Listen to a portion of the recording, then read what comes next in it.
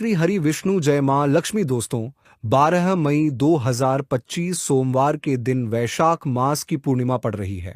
यह कोई आम पूर्णिमा तिथि नहीं है। जब वैशाख महीने की पूर्णिमा तिथि सोमवार को आती है तो उसका महत्व कई गुना बढ़ जाता है। दोस्तों, अगर आपका बुरा समय चल रहा हो या करियर में परेशानियां चल रही हो, नौकरी नहीं लग रही, जीवन में असफलताएं हाथ लग रही हो या मृत्यु भय सता रहा हो या कोई भी परेशानी हो, तो बैसाख माह की पूर्णिमा के दिन करे पीपल से जुड़ा ये खास और अचूक उपाय होगी। सभी इच्छाओं की पूर्ति मिलेगा। भगवान श्री हरि का आशीर्वाद। दोस्तों, पीपल एक ऐसा पौधा है जिसकी पूजा से बहुत ही चमत्कारी और बहुत ही शीघ्र लाभ मिलता है। ऐसा भी देखा गया है कि कोई व्यक्ति बहुत समय से बीमार है, बहुत परेशान है और वह पीपल में जल अर्पित करते हैं तो बहुत ही शीघ्र उनको दवाइयां का लाभ होता है और वह स्वस्थ हो जाते हैं। आप आर्थिक रूप से परेशान हैं, शारीरिक रूप से परेशान हैं, मानसिक रूप से आप बहुत अधिक परेशान हैं, तनाव में रहते हैं, चिंता में रहते हैं, कर्ज में डूबे हो, किसी भी प्रकार की आपकी कोई भी परेशानी हो, तो अगर आप पीपल की पूजा करते हैं,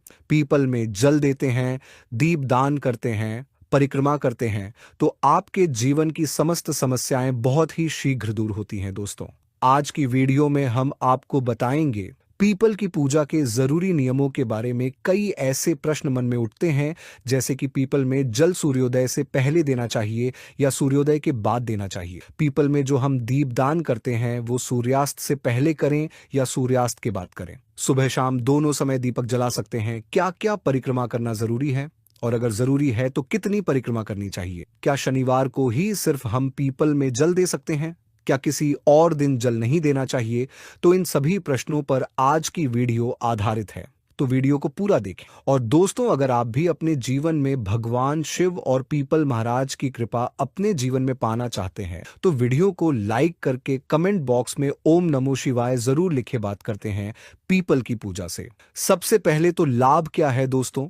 पीपल की पूजा के बहुत चमत्कारी लाभ हमारे शास्त्रों में भी बताए गए हैं और जो लोग पीपल की पूजा करते हैं उनके अनुभव बहुत ही चमत्कारी है। बहुत ही प्रसन्न होते हैं वो लोग जो नियमित पीपल की पूजा करते हैं, क्योंकि इससे लाभ बहुत शीघ्र मिलता है। मतलब अगर आप किसी भी प्रकार की ऐसी परेशानी से ग्रस्त है जिसका निवारण आपको नहीं मिल रहा है, जिसका कारण भी आपको समझ में नहीं आ रहा है, आप अपने घर के आसपास कोई भी पीपल का वृक्ष देख लीजिए, हर शनिवार को वहां जल देने जाइए और शाम के समय दीप दान कीजिए। बहुत ही शीघ्र आप अपनी चिंता से, अपनी परेशानी से मुक्ति पा जाते हैं। कारण क्या होता है कि हमारे शास्त्रों में ऐसा माना जाता है कि पीपल के वृक्ष पर कई देवी देवताओं का वास है। 33 कोटि देवी देवता इस वृक्ष पर वास करते हैं। श्री हरि विष्णु, भगवान शिव और ब्रह्मा जी इस वृक्ष पर वास करते हैं। समय समय पर मां लक्ष्मी यहाँ पर निवास करती है और इस तरह से 33 कोटि देवी देवताओं का आशीर्वाद हमें मिलता है।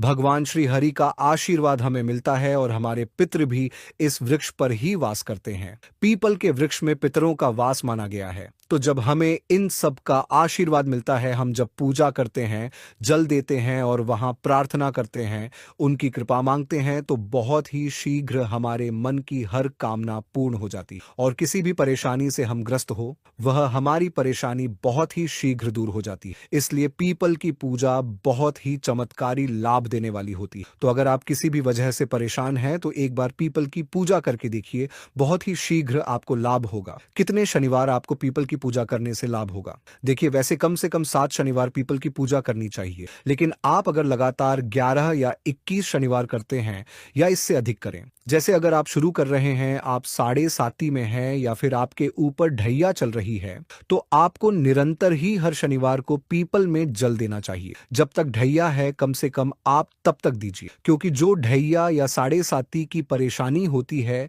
ये बहुत ज्यादा परेशान करने वाली होती है, मानसिक रूप से और आर्थिक रूप से भी। तो अगर आप पीपल में जल देते रहेंगे तो आप इन परेशानियों से, मतलब शनि जनित जो परेशानियां हैं, उससे आप बहुत अधिक राहत पा जाएंगे। तो कम से कम 7 शनिवार तो जरूर करना चाहिए। अब बात करते हैं इस प्रश्न के ऊपर कि पीपल में जल क्या सिर्फ शनिवार को ही दे सकते हैं? देखिए, वैसे तो रविवार को छोड़कर आप किसी भी दिन पीपल में जल दें, ये अच्छा ही होगा। शुभ ही होगा, लेकिन सिर्फ अगर आप शनिवार को ही जल देते हैं तो इससे भी आपकी समस्त प्रकार की परेशानियां दूर हो जाती हैं। शनिवार एक विशेष दिन है और स्वयं शनिदेव कहते हैं कि जो भी व्यक्ति शनिवार के दिन पीपल में जल अर्पित करेगा, उसको किसी भी प्रकार की अगर शनि से रिलेटेड परेशानी है, उन सभी परेशानियों से मैं मुक्त कर दूंगा।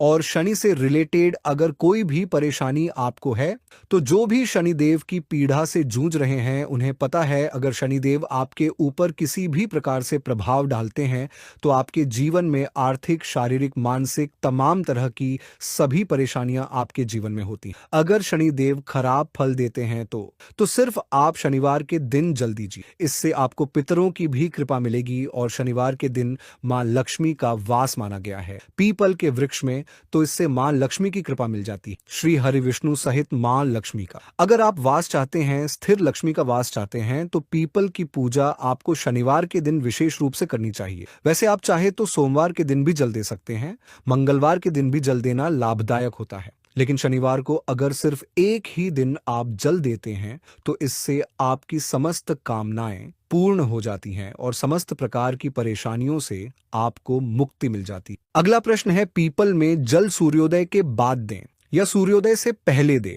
तो देखिए, ऐसा कहा गया है कि पीपल में जल सूर्योदय से पहले देना चाहिए, मतलब सूर्य के निकलने से पहले हमें पीपल में जल देना चाहिए। कई लोग कहते हैं कि प्रातःकाल जल देना चाहिए। जी हां, प्रातःकाल का मतलब वही होता है सूर्योदय से पहले, मतलब बहुत अंधेरा ना हो, जैसे 3:30 बजे आपको ब्रह्म मुहूर्त में जाकर जल नहीं देना है। सुबह सूर्य निकलने से पहले आप पीपल के वृक्ष में जल दें तो बहुत ही शुभ फल की आपको प्राप्ति होगी। शनिवार के दिन जब आप जल देते हैं, उसके बाद आपको चाहिए कि आप पीपल को स्पर्श करें। दोस्तों, शनिवार एक ऐसा दिन है जब आप पीपल को स्पर्श करके उन्हें प्रणाम करते हैं तो बहुत अधिक पुण्य फल की प्राप्ति होती है और शनि देव की कृपा आपको मिलती है। मां लक्ष्मी की भी कृपा आपको मिलती है। तो आपको चाहिए कि आप शनिवार के दिन पीपल के वृक्ष को स्पर्श करें और परिक्रमा करें। कितनी परिक्रमा कर सकते हैं आप देखिए, आप 4 परिक्रमा कर सकते हैं, 7 परिक्रमा कर सकते हैं, 11, 21 या 108 परिक्रमा कर सकते हैं,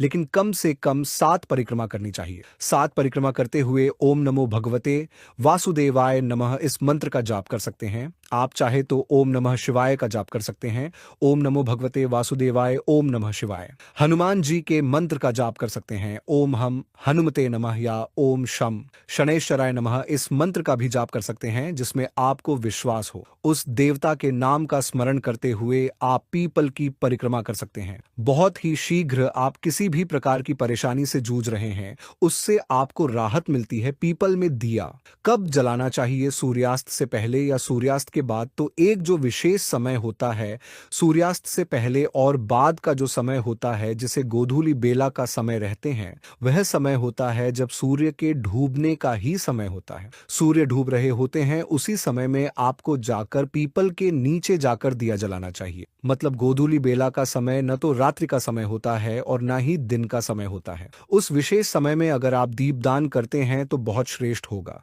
रात्रि 8 बजे से पहले आप पीपल के वृक्ष के नीचे दीपदान करते हैं तो बहुत श्रेष्ठ होगा। क्या पीपल में सुबह शाम दोनों समय दीपक जला सकते हैं?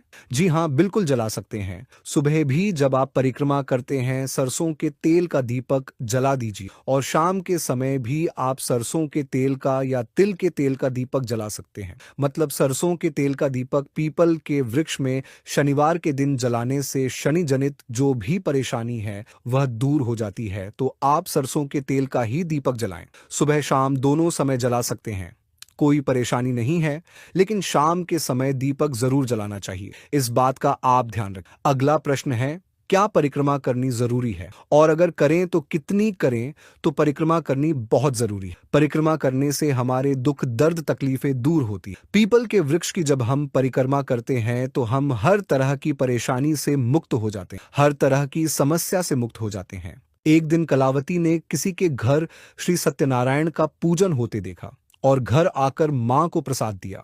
तब मां ने अगले दिन श्रद्धा से व्रत पूजन कर भगवान से पति और दामाद के शीघ्र वापस आने का वरदान मांगा। श्री हरि प्रसन्न हो गए और स्वप्न में राजा को कह दिया कि वह दोनों बंदियों को छोड़ दे क्योंकि वह निर्दोष हैं। राजा ने अगली सुबह उनका धन धान्य तथा प्रचुर द्रव्य देकर उन्हें विदा किया। घर आकर पूर्णिमा और संक्रांति को सत्यव्रत का जीवन भर आयोजन करता रहा। परिणाम स्वरूप उसे सांसारिक सुख भोगकर मोक्ष प्राप्त हुआ। इसी के साथ आइए जानते हैं वैशाख पूर्णिमा से जिन राशियों की किस्मत चमकने वाली है उनके बारे में। तो चलिए एक एक करते हुए जान लेते हैं। वैशाख पूर्णिमा के बाद सबसे पहली जो भाग्यशाली राशि बनेगी वह आती है धनु राशि। धनु राशि वाले लोगों के लिए इस बार वैशाख पूर्णिमा पर जो यह महायोग बन रहे हैं, यह आप लोगों के लिए बहुत ही अच्छा समय रहने वाला है। एक तो जून से ही आपके द्वारा की गई मेहनत का पूरा फल आपको मिले। परिवार के लोगों के साथ अच्छा समय बीतेगा और व्यापार में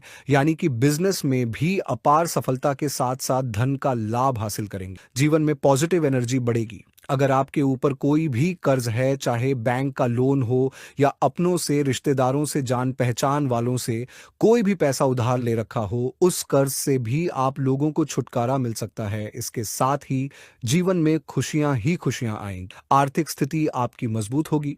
अगर आप कहीं पर भी इन्वेस्टमेंट करने के बारे में सोच रहे हैं ना, तो 23 मई के बाद इन्वेस्टमेंट करना आप लोगों के लिए काफी अच्छा और लाभकारी सिद्ध हो सकता है। शेयर मार्केट, सट्टा, लॉटरी सभी में आपको खुशियां ही खुशियां प्राप्त होगी। अपार रूप से धन का लाभ मिलेगा। जो व्यक्ति नौकरी करते हैं, चाहे जॉब करते हो या कहीं पर भी कोई कामकाज करते हो, नौकरी में भी आपको प्रमोशन मिलेगा। आप अपने काम के प्रति ईमानदार रहेंगे और साथ ही आपका बॉस आपके काम से प्रसन्न होकर इसी महीने या अगले महीने में आप लोगों को प्रमोशन का लाभ मिल सकता है। आपकी तनख्वाह बढ़ेगी। कहीं पर भी धार्मिक स्थान पर घूमने का प्लान बना पाएंगे। जीवन साथी के साथ आपके जो रिश्ते हैं वो पहले की तुलना में अच्छे और मधुर बनेंगे। जो विद्यार्थी हैं, लगातार किसी अच्छी नौकरी की, सरकारी नौकरी या कंपटीशन एग्जाम के लिए तैयारी कर रहे हैं ना, उन सभी के लिए भी समय काफी अच्छा और पॉजिटिव रहने वाला है। आने वाला समय माता लक्ष्मी जी के आशीर्वाद से आप लोगों को कोई भी अच्छी या बड़ी शानदार खुशखबरी दिलाएगा। कुंवारे लड़के और लड़कियों के लिए विवाह के महायोग बनेंगे। लंबे समय से जो भी आपके अटके हुए या रुके हुए कामकाज थे वो पूर्ण होंगे और लगभग सभी कार्यों में सफलता प्राप्ति के साथ ही धन कमाने की राह आसान होगी। चलिए बात कर लेते हैं वैशाख पूर्णिमा के बाद अगली यानी कि दूसरी जो भाग्यशाली राशि बनेगी वह आती है तुला राशि। दोस्तों 23 मई यानी कि बुद्ध पूर्णिमा के दिन ही यह जो शिव योग और सर्वार्थ सिद्धि योग का निर्माण हो रहा है, यह तुला राशि वाले लोगों को धन संबंधी काफी अच्छे लाभ दिलाने वाला है। एक तो आपके लंबे समय से रुके हुए कार्य पूर्ण होंगे। साथ ही काम कारोबार में, स्पेशली जो व्यक्ति पार्टनरशिप में अगर कोई भी कामकाज करते हैं, कोई भी व्यापार करते हैं, ऐसे लोगों को बहुत ही अच्छा और शानदार लाभ मिलेगा। आपको मान सम्मान की प्राप्ति। माता लक्ष्मी जी के आशीर्वाद से जो भी लव मेट्स हैं यानी कि प्रेमी प्रेमिका है, एक दूसरे को समझने का अच्छा मौका प्राप्त होगा। आपके रिश्ते और भी ज्यादा गहरे और प्रगाढ़ बनेंगे। व्यापारी वर्ग काफी ज्यादा व्यस्त रहेंगे और बिजनेस में तरक्की के लिए आप जितनी कोई भी टेक्नोलॉजी अपनाएंगे उसमें आपको लाभ ही लाभ मिलने की संभावना है। चलिए जान लेते हैं। वैशाख पूर्णिमा के बाद अगली जो भाग्यशाली राशि बनेगी वो आती है कन्या राशि। कन्या राशि वाले लोगों के लिए भी वैशाख पूर्णिमा के बाद समय काफी अच्छा और शुभ साबित होने वाला है। एक तो वैशाख पूर्णिमा पर जो यह शिव योग और सर्वार्थ सिद्धि योग बन रहा है, यह आप लोगों के जीवन में खुशियां ही खुशियां दिलाने वाला है। घर परिवार के जो रिश्ते हैं वो मधुर बनेंगे। संतान की ओर से कोई भी अच्छी, बड़ी या शानदार आपको खुशखबरी मिल सकती है। पुराने दोस्तों के साथ मुलाकात होगी। परिवार में आपका समय अच्छा बीतेगा। धन का लाभ होने के आसार बन रहे हैं। और साथ ही अगर आप कुंवारे हैं, सिंगल है और बहुत दिनों से अगर अपने लिए कोई भी अच्छे रिश्ते की तलाश कर रहे थे, तो अब यह तलाश पूर्ण होने वाली है। माता लक्ष्मी जी के आशीर्वाद से अगले 2-3 महीनों में ही आप लोगों को विवाह से जुड़ी कोई भी अच्छी या बड़ी खुशखबरी मिलेगी। आर्थिक रूप से धन का लाभ होगा।